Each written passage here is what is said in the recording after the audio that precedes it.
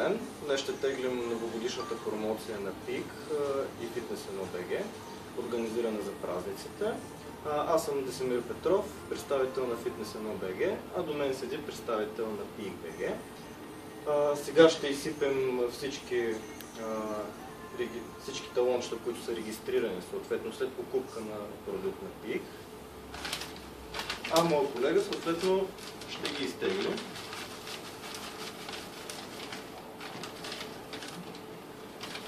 Ще изтеглям общо трима печеливши.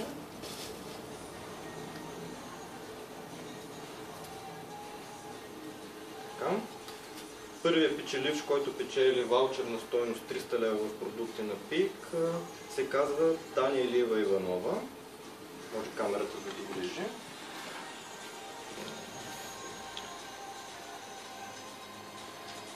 Така, сега ще изтеглим втория печеливш.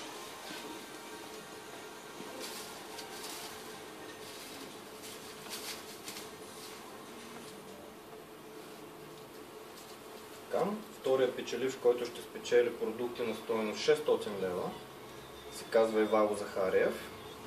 Сега отново камерата ще го посочи поблизък кадър.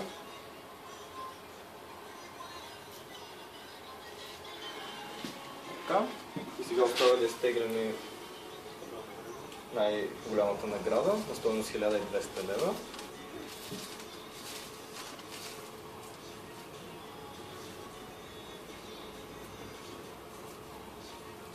И най-големия късметлия се казва Борис Юруков.